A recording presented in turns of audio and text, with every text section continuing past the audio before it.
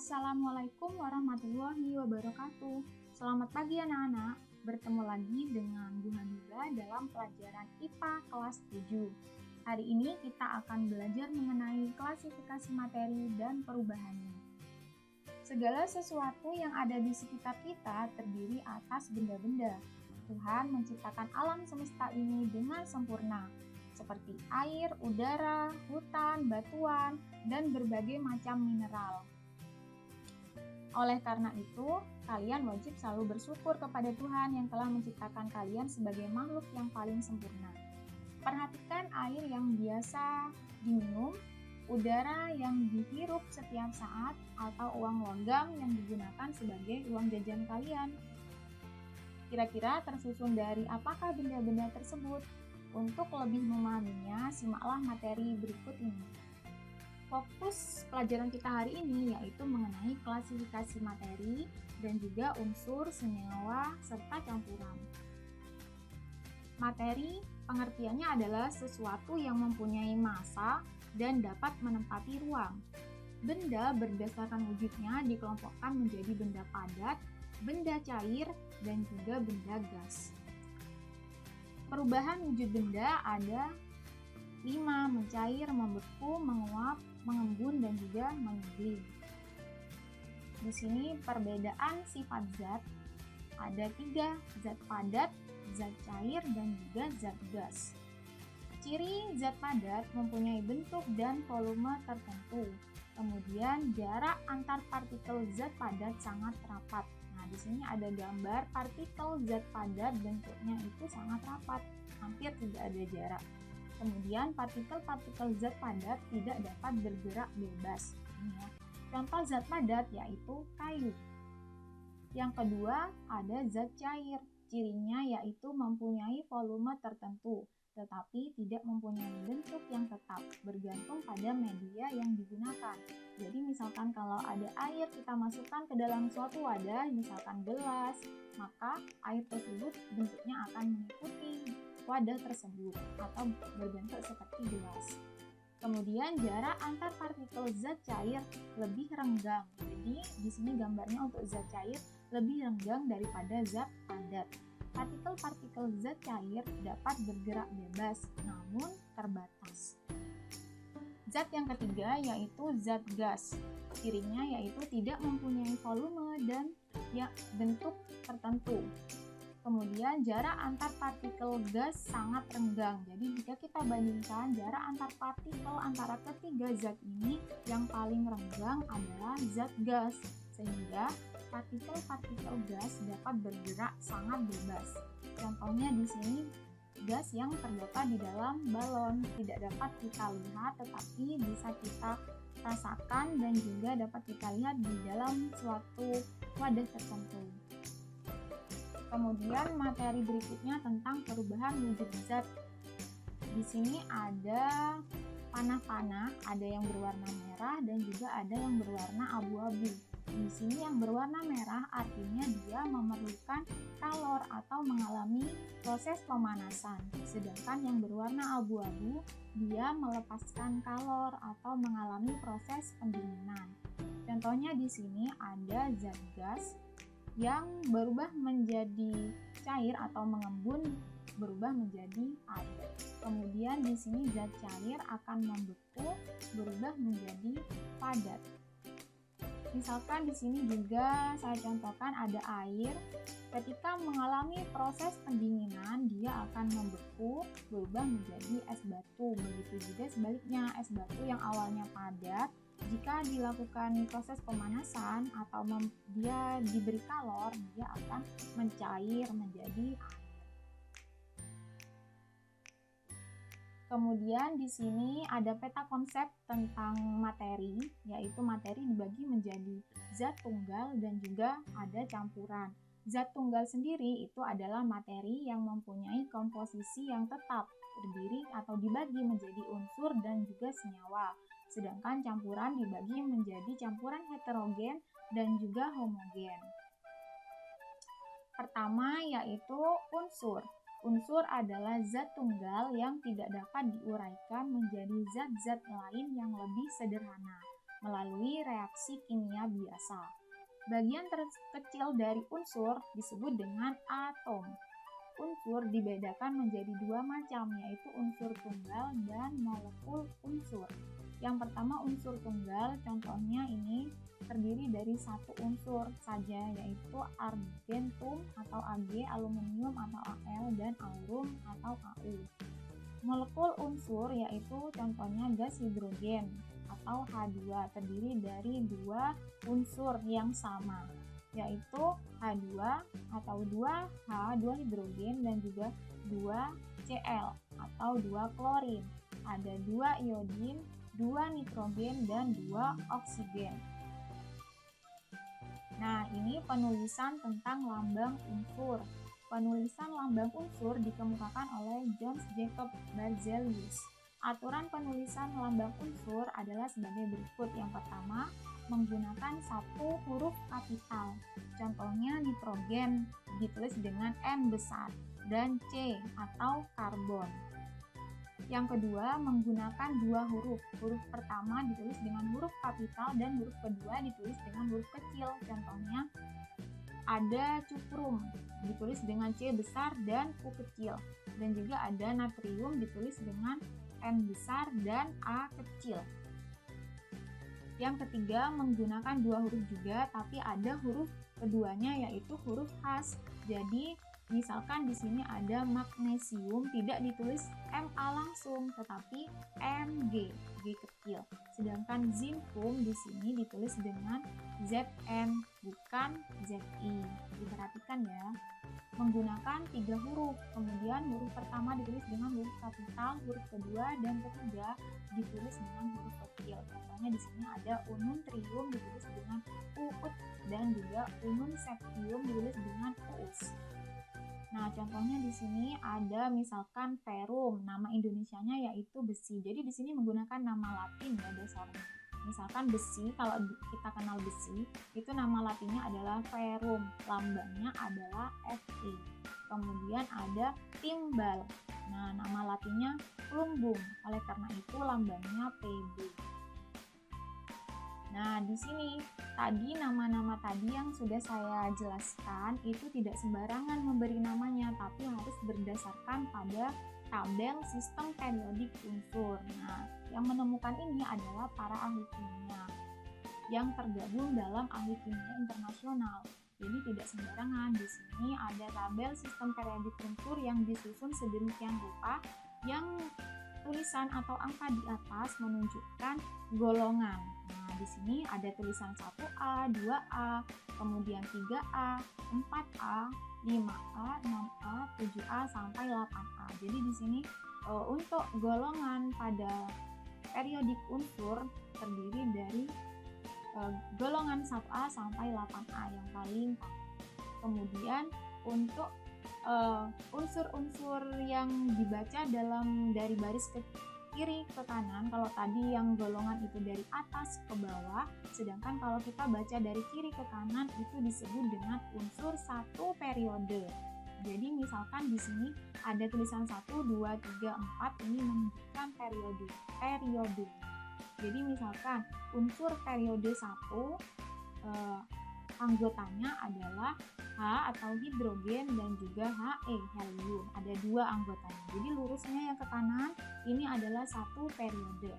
Kemudian periode kedua adalah litium, berilium, boron, karbon, nitrogen, oksigen, fluor, dan juga neon. Ini adalah unsur-unsur dalam satu periode, yaitu masuk ke dalam periode 2. Begitu seterusnya ada periode 3 Na ke kanan dan juga periode 4 kalium ke kanan, periode 5 rubidium ke kanan, kemudian periode 6 cesium ke kanan, dan periode 7 transium ke kanan. Sedangkan satu golongan itu dari atas ke bawah. Jadi misalkan saya minta kalian menyebutkan golongan 2A, maka yang unsur-unsur yang termasuk dalam golongan 2A yaitu berilium, magnesium, kalsium, strontium, barium, dan radium di sini. Jadi, seperti itu ya. Kemudian di sini ada perbedaan warna, ada 3 warna, ada biru, hijau, dan juga ada warna kuning. Di sini menunjukkan atau dibagi menjadi 3 jenis. Yang pertama yang biru, yaitu unsur-unsur tersebut adalah logam, sedangkan yang warna hijau semi logam, dan yang kuning dia adalah non logam. Sifat-sifat unsur logam. Nah, di sini unsur logam itu menghantarkan listrik dan panas yang baik atau disebut dengan konduktor. Kemudian dia jika dilihat itu mengkilap dan sifatnya kuat. Kemudian dapat ditempa dan dibengkokkan. Misalkan kalau kita ingin membuat pisau, maka dia dipanaskan kemudian dibentuk. Kemudian ada titik lelehnya tinggi. Pada suhu kamar berwujud padat kecuali raksa atau Hg di sini bentuknya cair. Jadi salah satu-satunya logam yang berbentuk cair di sini adalah raksa. Kemudian non logam di sini ciri-cirinya kurang baik menghantarkan listrik dan panas atau disebut dengan isolator. Tidak mengkilap, rapuh, tidak dapat dibengkokkan, titik lelehnya rendah. Kemudian ketika dia dipanaskan, maksudnya di sini mudah meleleh. Kemudian pada suhu kamar berwujud gas atau cair kecuali bromin, dia padat. Nah, contohnya yang non logam ada karbon, klor, nitrogen, dan iodium. Kemudian yang semi logam, unsur semi logam merupakan unsur yang mempunyai sifat di antara sifat logam dan non logam. Jadi semi logam bersifat semikonduktor. Contohnya di sini silikon. Yang kedua yaitu kita belajar tentang senyawa. Senyawa adalah materi yang tersusun atas 2 atau lebih unsur yang berbeda melalui reaksi kimia. Contohnya di sini ada yang namanya senyawa amonia. Rumus kimianya yaitu NH3. Nah, di sini maksudnya NH3 itu apa? Dia tersusun atau atom penyusunnya terdiri dari 1 atom nitrogen dan 3 atom hidrogen. Nah, di sini ada 3 hanya, jadi dia terdiri dari 3 atom hidrogen. Nah, unsur penyusunnya tetap ada 2 jenis, yaitu nitrogen dan juga hidrogen, meskipun hidrogennya ada 3 jumlahnya. Kemudian ada gula pasir. Nah, gula pasir ini C12, H22, dan O11. Nah, artinya dia terdiri dari 12 atom karbon atau C, kemudian 22 atom hidrogen dan 11 atom oksigen. Nah, jenis unsur penyusunnya tetap ada 3, yaitu karbon, hidrogen, dan juga oksigen. Begitu juga berikutnya yaitu tentang air, H2O, garam dapur, NaCl, natrium klorida, kemudian karbon dioksida atau dikenal dengan CO2. Biasanya kalian kalau menghembuskan nafas itu mengeluarkan karbon dioksida. Di sini terdiri dari 1 atom karbon dan 2 atom oksigen. Nah, tadi sudah saya jelaskan bagaimana kira-kira penulisannya tentang tata nama senyawa. Contohnya seperti ini. Jadi, jika imbuhannya atau angkanya yang tertulis di suatu senyawa itu 1, maka ada imbuhan mono. Begitu juga seterusnya. Kalau yang 2 itu di 3 tri, 4 tetra, 5 penta, 6 heksa, 7 hepta, 8 okta, 9 nona, dan 11 deka. Nah, di sini langsung contohnya ya biar kalian tidak bingung. Misalkan di sini ada contoh yang pertama NCl3, dibaca natrium triklorida. Nah, 3 di sini pakai imbuhan tri. Cl tadi klor, jadi klorida, natrium klorida. Kemudian yang kedua ada P, Cl5. Nah, bacanya P itu unsur fosfor, Cl5, 5 penta berarti 5 klorida. Jadi fosfor pentaklorida. Kemudian di sini AS2O3, arsen trioksida. Kemudian yang D, NO. Nah, NO ini natrium, karena di sini 1 itu mono, maka natrium monoksida, yang ECl2O5, diklorin pentaoksida. Misalkan di sini dibalik, misalkan kalian disuruh mengganti atau menuliskan rumus kimianya. Di sini ada namanya diklorin trioksida misalkan. Bagaimana rumusnya? Yaitu klorin Cl, Cl2 dan O3.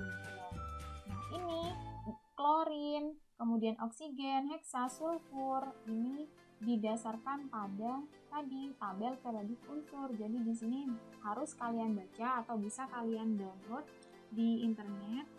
Misalkan B itu apa namanya? Itu boron. Nah, dilihat di bawahnya tabel periodik unsur. Di sini C karbon. Di sini di bawahnya sudah ada ya. Di sini menunjukkan nomor atomnya. Yang satu itu nomor atom. Di sini 3 nomor atomnya. Ini nomor 2 urut jadi ke kanan 1, 2, 3, 4, 5, 6 dan seterusnya. Di sini nomor 7 adalah unsur nitrogen.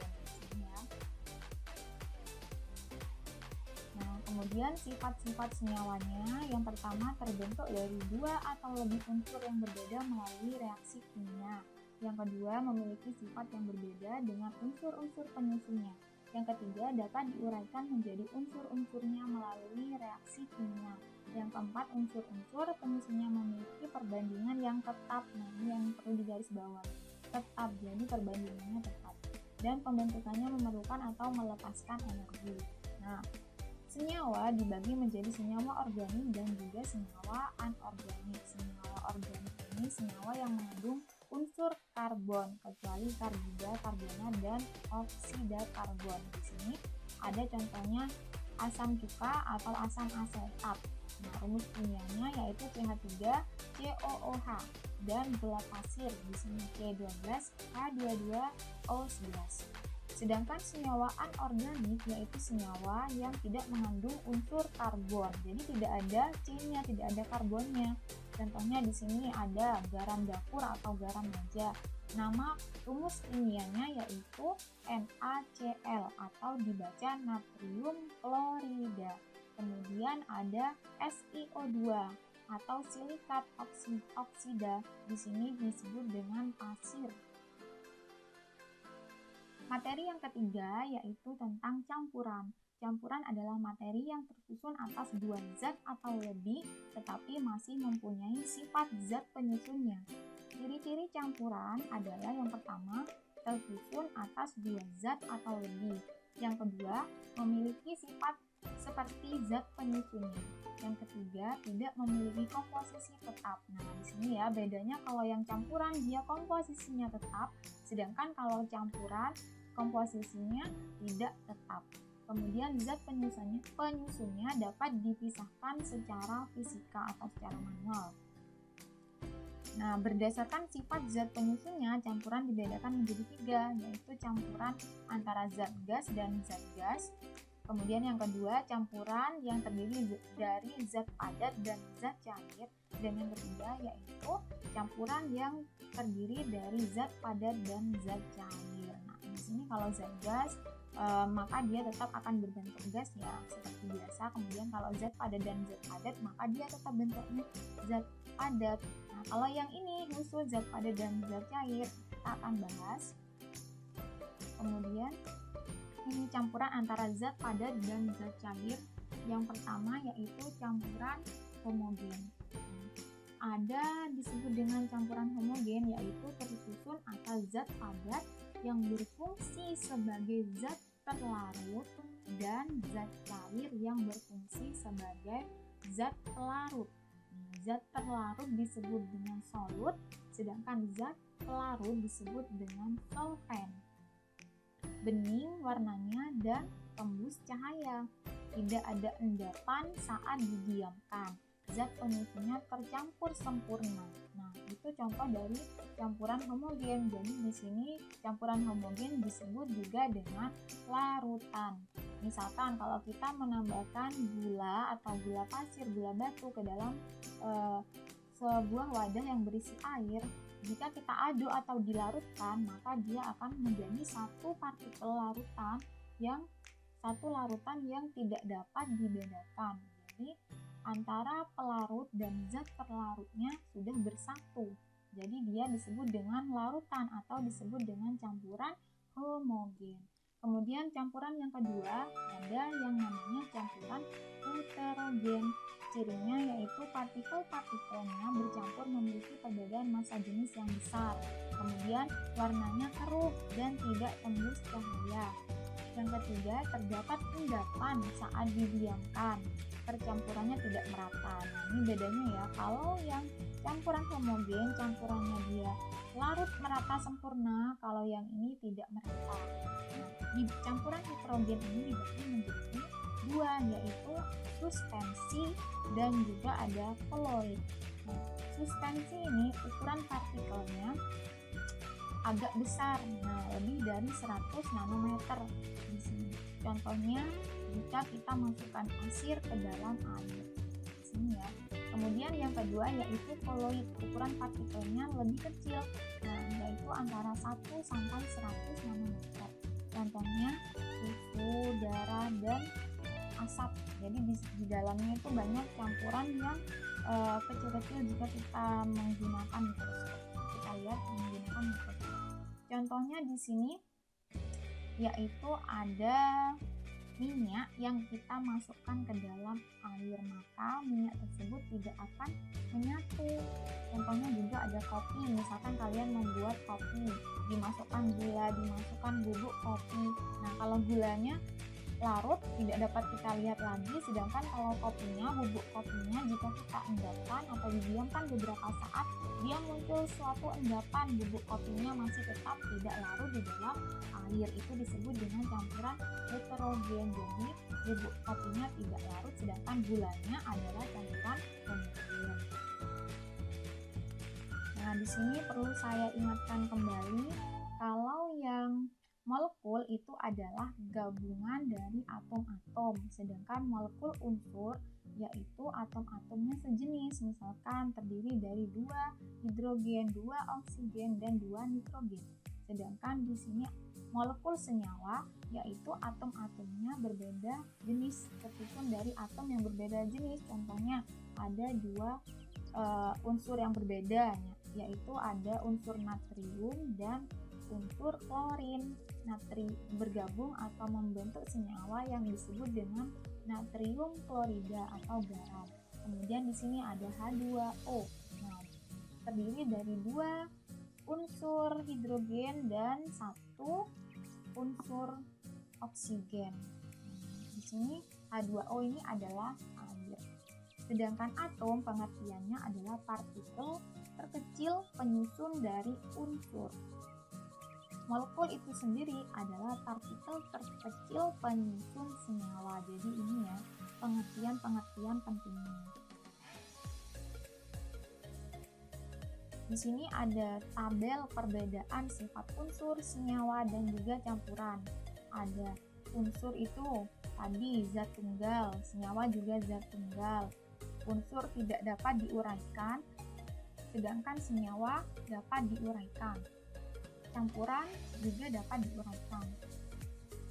Unsur terdiri atas 1 jenis atom. Nah, kalau senyawa tersusun atas 2 jenis atom atau lebih. Sedangkan campuran tersusun atas 2 jenis atom atau molekul, atau bisa juga lebih. Perbandingan massa zat penyusunnya tetap. Nah, kalau yang campuran ini perbandingan massa zat penyusunnya tidak tetap. Materi ini juga bisa kalian pelajari pada LKS halaman 28 sampai 29, sedangkan paket pada halaman 98 sampai 101 di bab 3. Bisa kalian buka sendiri ya. Nah, tugasnya yang pertama di sini ada 10 ya soalnya. Yang pertama, tuliskan lambang unsur helium. Tadi ya, kalian bisa download atau tadi screenshot pada tabel periodik unsur yang sudah saya munculkan. Kemudian cari yang namanya helium itu lambangnya seperti apa. Kemudian kalsium, kalium, dan juga argon. Nah, kemudian yang kedua, tulislah nama dari unsur Fe, tadi apa Fe, kemudian H itu apa namanya, He, dan juga Cu tadi apa. Kemudian yang ketiga, tulislah nama senyawa. Nah, kalau C bergabung dengan O, dia namanya atau nama senyawanya itu disebut dengan bagaimana. Kemudian NaCl, BrF3 ini kalau dimasukkan ke dalam tata nama senyawa seperti apa. Yang keempat, tulislah rumus kimia difosfor trioksida, dan yang kedua dinitrogen pentaoksida. Jadi kalau dua di, nah ini fosfor. Nah, sudah saya kasih clue ya, fosfor di. Berarti dia fosfornya terdiri dari 2 atom. Trioksida, oksigennya terdiri dari 3 atom. Nah, tulisannya seperti apa bisa kalian cari. Yang kelima, sebutkan masing-masing 3 contoh campuran homogen dan heterogen. Jadi campuran homogen contohnya kalian sebutkan 3, dan campuran heterogen contohnya kalian sebut 3. Yang keenam, sebutkan unsur-unsur yang termasuk dalam golongan 2A pada sistem periodik tadi ya. Berarti kalau yang golongan 2A yang ada tulisannya 2A ke bawah. Jadi anggota golongan 2A itu dari atas ke bawah itu yang mana. Yang ketujuh, jelaskan kegunaan manfaat dari unsur natrium, strontium, magnesium, dan iodin. Bisa kalian cari di LKS. Kemudian yang kedelapan, apa yang dimaksud dengan atom? Nah, tadi ya sudah saya jelaskan. Yang ke-9, jelaskan perbedaan antara molekul unsur dan molekul senyawa. Yang ke-10, jelaskan perbedaan sifat unsur, senyawa, dan campuran yang tadi sudah ada di dalam tabel. Nah, soal ini kalian kerjakan di lembaran. Sekian pelajaran hari ini, semoga bermanfaat. Kita bertemu lagi dalam pembelajaran berikutnya. Wassalamualaikum warahmatullahi wabarakatuh.